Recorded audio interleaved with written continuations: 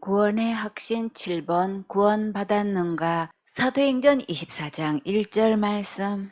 닷새 후에 대제사장 아나니아가 어떤 장로들과 한 변사 더둘로와 함께 내려와서 총독 앞에서 바울을 고소하니라. 여러분은 법정에 서서 재판 받아본 경험이 있으세요? 없으면 감사하지요? 드라마나 영화를 통해 사건들을 다룰 때 어떻게 재판하는지 본 적은 있지요? 재판정에는 판사, 검사, 변호사, 피고인, 원고인, 배심원, 서기관, 방청객 등이 있지요. 자, 그러면 지금부터 여러분을 재판정의 배심원으로 초대하겠습니다. 모두 앉아서 공정한 판정을 내려주시기 바랍니다. 대제사장 아나니아가 말솜씨가 매우 능란한 더둘로를 데려와서 바울을 고발했어요.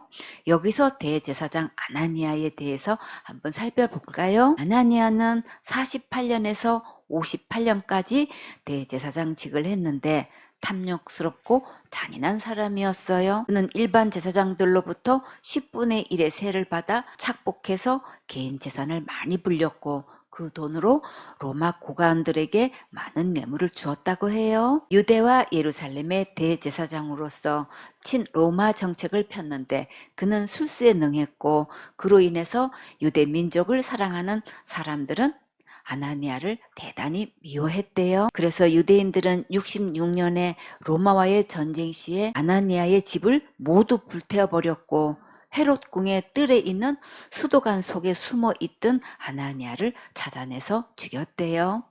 오늘 바울이 재판받는 날이 AD 57년경이니까 그로부터 약 10년 후에 아나니아는 죽게 되었어요. 바울을 대적한 아나니아의 운명이 이렇게 끝이 났어요. 사실은 복음을 대적하고 예수님을 대적한 거지요. 지난번에 유대 공회에서 바울이 조사를 받을 때에 바울이 공회 의원들을 주목하여 보면서 한 말이 있었지요. 사도행전 23장 1절에 바울이 공회를 주목하여 가로되 여러분 형제들아 오늘날까지 내가 범사의 양심을 따라 하나님을 섬겼노라 하거늘 대제사장 아나니아가 바울 곁에 서는 사람들에게 그 입을 치라 명하니 바울이 가로되 회칠한 담이여 하나님이 너를 치시리로다. 내가 나를 율법대로 판단한다고 앉아서 율법을 어기고 나를 치라 하느냐 하니 이때 아나니아와 바울의 날카로운 신경전이 있었기 때문에 대제사장 아나니아는 바울에 대해 아주 좋지 않은 감정을 갖고 있었어요. 대제사장 아나니아가 변사 더둘로를 불러와서 대신 송사하게 했어요. 사도행전 24장 2절 말씀. 바울을 부르매 더둘로가 송사하여 가로되 더둘로는 어떤 자인지 한번 살펴볼까요? 더둘로는 거짓말쟁이란 뜻이에요. 아무리 자기가 거짓말을 잘해도 스스로 이름을 이렇게 지어서 부르는 자는 없지요. 이름대로 얼마나 거짓말을 잘하는지 한번 그 실력을 볼까요? 유대인들의 요청으로 가이사랴 주재 총독 벨리스 앞에 바울을 고소했는데 변사 더둘로는 로마의 지방 검사 또는 변호사로 보고 있어요. 더둘로는 유대인으로 로마 시민권을 가지고 로마 이름을 사용한 것으로 전해오고 있어요. 이 시대에 유대 공회 의원들과 대제사장이 더둘로를 변호사로 추천했으면 그 시대에 대단한 인물인 것은 틀림없지요. 사도행전 24장 3절 말씀.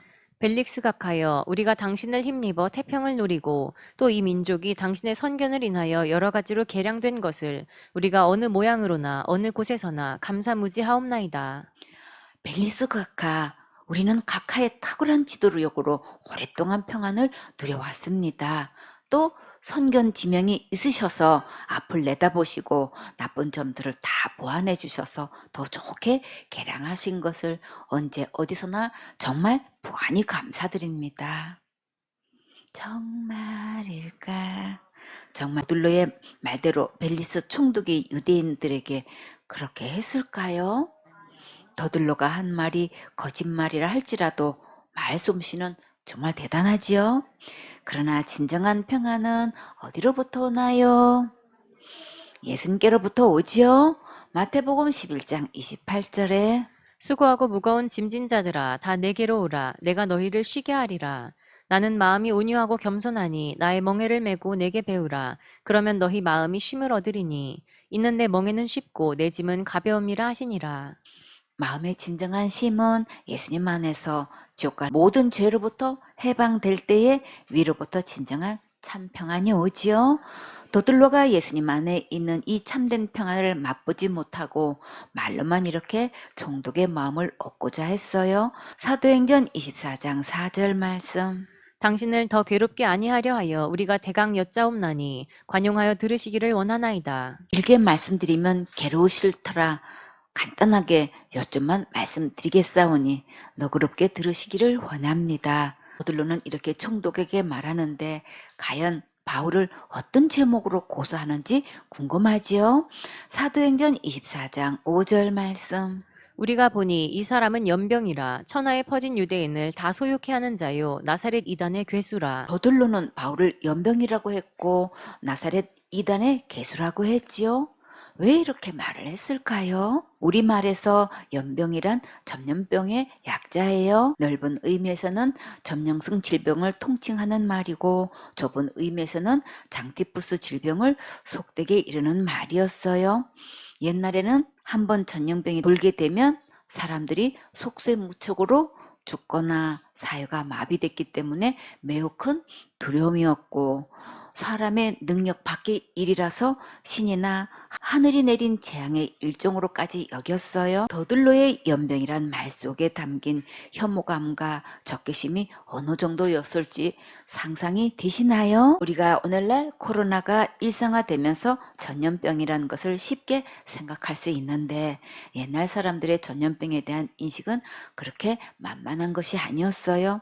이렇게 더들로가 바울을 연병이라고 가장 악하게 혹평해서 고발했는데 그러나 관점을 믿음 안에서 보면 주님께서 바울을 통해 복음이 유대인이나 이방인에게 이 정도의 위력으로 전파되게 하셨다는 말도 되지요. 대제사장이나 사내들인 공회원들이 이렇게 생각할 정도로 복음의 위력이 그만큼 대단하게 역사하고 있었다는 것을 더들로를 통해서 다시 한번 볼 수 있었어요. 예수님 생수원회를 통해서 전 세계적으로 예수님의 십자가의 은혜의 복음이 이렇게 확산되게 해 주세요. 아멘. 사도행전 24장 6절 말씀. 저가 또 성전을 더럽게 하려 함으로 우리가 잡았사오니 아까준 바울이 성전을 언제 더럽혔나요? 더럽힌 적이 없지요? 그러면 무엇을 가지고 성전을 더럽혔다고 할까요? 에베소 사람 드로비모가 바울과 함께 성내에 있는 것을 보고 바울이 데리고 온 줄 알고 바울이 헬라인을 데리고 성전에 들어가서 이 거룩한 곳을 더럽게 하였다고 유대인들이 크게 소동했지요.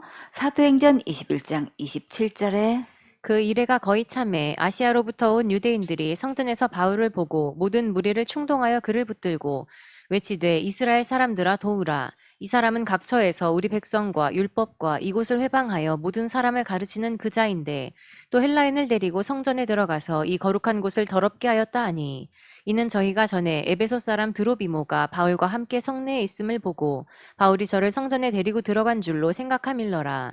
온 성이 소동하여 백성이 달려와 모여 바울을 잡아 성전 밖으로 끌고 나가니 문들이 곧 닫히더라. 저희가 그를 죽이려 할 때에 온 예루살렘에 요란하다는 소문이 군대의 천부장에게 들리매 저가 급히 군사들과 백부장들을 거느리고 달려 내려가니 저희가 천부장과 군사들을 보고 바울 치기를 그치는지라. 이방인을 성전에 데리고 왔다고 왜 이렇게 소동을 일으키고 죽이려고 할까요? 이방인들이 할례 받지 않고는 성전에 들어올 수도 없고 같이 예배 드릴 수도 없지요. 출애굽기 12장 48절에 너희와 함께 거하는 타국인이 여호와의 유월절을 지키고자 하거든 그 모든 남자는 할례를 받은 후에야 가까이 하여 지킬지니 곧 그는 본토인과 같이 될 것이나 할례 받지 못한 자는 먹지 못할 것이니라. 유대인들은 드로비모가 할례 받았는지 안 받았는지 알아보지도 않고 이방인을 거룩한 성전에 데려와서 성전을 더럽혔다고 죽이려고 달려들었어요. 그러나 할례는 어디에 해야 하나요? 마음에 해야지요. 예레미야 4장 4절에 유다인과 예루살렘 거민들아 너희는 스스로 할례를 행하여 너희 마음 가죽을 베고 나 여호와께 속하라. 그렇지 아니하면 너희 행악을 인하여 나의 분노가 불같이 발하여 사르리니 그것을 끌 자가 없으리라. 마음 가죽을 베는 게 뭘까요? 마음의 주인 삼고 있던 악한 영을 베어버리고 예수님을 주인으로 모시는 것이 하나님께 속한 것이고 마음 가죽을 베는 거예요. 하준이는 마음의 주인을 누구로 모셨나요? 예수님을 마음의 주인으로 모셨어요? 그러면 어떤 예수님을 마음의 주인으로 모셨나요? 지옥 갈 모든 죄를 영원히 용서하신 예수님을 마음의 주인으로 모셨으면 진짜 하나님께 속한 거예요. 사도행전 24장 7절 말씀. 당신이 친히 그를 신문하시면 신문은 자세히 따져서 묻는 것을 말해요. 사도행전 24장 8절 말씀. 우리의 송사하는 이 모든 일을 아실 수 있나이다 하니 벨리스 각하가 친히 바울에게 자세히 따져 물어보면 알 수 있을 거라고 더들로는 힘주어 말했어요. 사도행전 24장 9절 말씀. 유대인들도 이에 참가하여 이 말이 옳다 주장하니라. 더들로가 바울에 대해 송사한 제목을 한번 정리해서 보면 첫 번째로 유대인 소요 선동죄, 두 번째로 나사렛 이단 개수, 세 번째로 성전 모독죄로 고발했어요. 그러나 바울은 유대인들을 떠들고 어지럽게 소요를 일으켜서 선동한 적도 없고 성전을 더럽혀서 모독한 적도 없어요. 근데 예수님의 십자가의 은혜를 전파한 것을 이단 개수로 몰아가며 진짜 모독은 지금 더들로가 하고 있는 거예요. 정말 자기 이름 뜻대로 더들로는 순 거짓말장이인 거 맞네요. 하나도 거짓말이 아닌 게 없지요. 이제 바울이 대역정선을 둘 수 있는 기회가 드디어 왔어요. 사도행전 24장 10절 말씀. 총독이 바울에게 머리로 표시하여 말하라 하니 그가 대답하되 당신이 여러 해 전부터 이 민족의 재판장 된 것을 내가 알고 내 사건에 대하여 기쁘게 변명하나이다. 여러 해 전부터 유대인의 총독이 되었으면 유대인의 민족성이나 법이나 문화를 충분히 알 수 있지요. 바울은 자기 사건에 대해 옳고 그름을 분명히 가려서 사리를 밝힐 수 있어서 기쁘다고 했는데 여기서 진실이 아닌 말이 있었나요? 없지요. 지금 바울과 더들로의 차이를 볼 수 있어요. 사도행전 24장 11절 말씀. 당신이 아실 수 있는 바와 같이 내가 예루살렘에 예배하러 올라간 지 열 이틀밖에 못 되었고 바울이 예루살렘에 왜 올라갔나요? 오순절날 예배 드리려고 갔지요. 예루살렘에 도착하자 이튿날 사역 보고하러 갔고 또 결례를 행한 후에 열 이틀이나 지났지요. 사도행전 24장 12절 말씀. 저희는 내가 성전에서 아무와 변론하는 것이나 회당과 또는 성중에서 무리를 소동케 하는 것을 보지 못하였으니 더들로가 첫 번째로 고발한 유대인 소요 선동죄에 대해서 전혀 그런 적이 없었다고 바울은 분명히 밝히고 있지요. 사도행전 24장 13절 말씀. 이제 나를 송사하는 모든 일에 대하여 저희가 능히 당신 앞에 내세울 것이 없나이다. 처음에는 법적으로 아무 걸릴 것이 없다는 것을 분명히 밝히고 두 번째 나사렛 이단 개수로 고사한 사건을 통해 바울은 이때를 총독에게 복음 전할 수 있는 절호의 기회로 삼고 증거하려고 했어요. 사도행전 24장 14절 말씀. 그러나 이것을 당신께 고백하리이다. 나는 저희가 이단이라 하는 돌을 조차 조상의 하나님을 섬기고 율법과 및 선지자들의 글에 기록된 것을 다 믿으며 바울의 가장 중요한 고백은 기록된 성경 말씀을 다 믿는다고 했지요. 은우, 성경은 누구에 대해 기록하셨나요? 예수님에 대해 기록하셨지요. 요한복음 5장 39절에 너희가 성경에서 영생을 얻는 줄 생각하고 성경을 상고하거니와 이 성경이 곧 내게 대하여 증거하는 것이로다. 그러나 너희가 영생을 얻기 위하여 내게 오기를 원하지 아니하는도다. 성경은 예수님께서 영생을 주신다고 기록되어 있는데 문제는 사람들이 예수님께로 오지 않고 있지요. 지금도 너무나 많은 사람들이 예수님을 믿는다고 하는데 성경 말씀대로 예수님을 믿지 않고 있어요. 성경 말씀대로 지옥 갈 모든 죄를 영원히 용서하신 예수님을 믿는 믿음을 찾아보기가 정말 힘들지요. 어떤 신학생이 와서 하는 말이 여기는 어떻게 성경 말씀을 그대로 다 믿는지 모르겠다는 말에 적지 않은 충격을 받았지요. 그러나 분명한 것은 기록된 하나님 말씀 그대로 예수님을 믿지 않으면 절대로 천국 갈 수 없다는 사실이에요. 요한복음 14장 6절에 예수께서 가라사대 내가 곧 길이요 진리요 생명이니 나로 말미암지 않고는 아버지께로 올 자가 없느니라. 교회에서 각 교단의 교리와 신학과 전통과 윤리 도덕은 다 믿고 가르치면서 성경 말씀은 다 믿지도 않고 교인들을 가르친다면 교인들이 아무리 많아도 천국은 갈 수가 없지요. 그러면 우리는 어떤 예수님을 믿어야 할까요?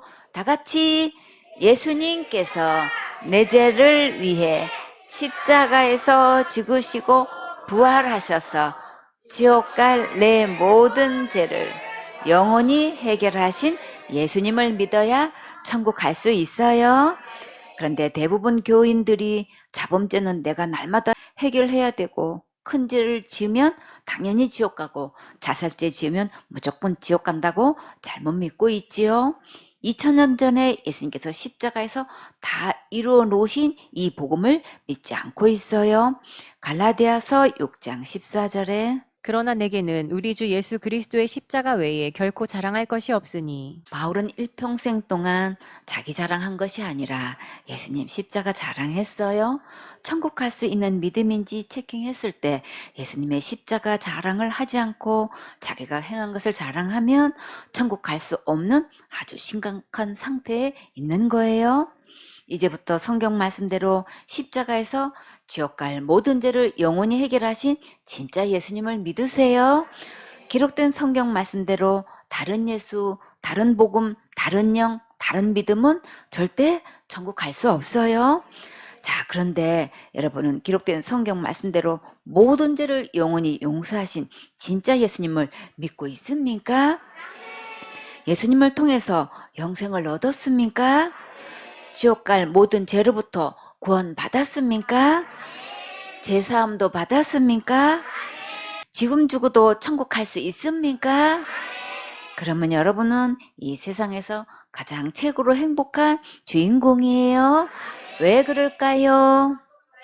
천국 갈 수 있으니까 최고로 행복한 주인공 맞지요? 예언이 천국 가는 게 행복해요? 지옥 가는 게 행복해요? 당연히 천국 가는 게 행복하지요? 예은이는 지금 죽어도 천국 갈 수 있어요? 천국은 누구 때문에 가는 거예요? 예수님 때문에 가는 거죠? 그러면 예은이는 최고로 행복한 주인공이에요? 바울은 오늘도 재판석에서도 계속 복음을 증거하고 있어요. 우리도 때를 얻든지 못 얻든지 복음 증거하는 일에 힘써야겠지요? 아멘.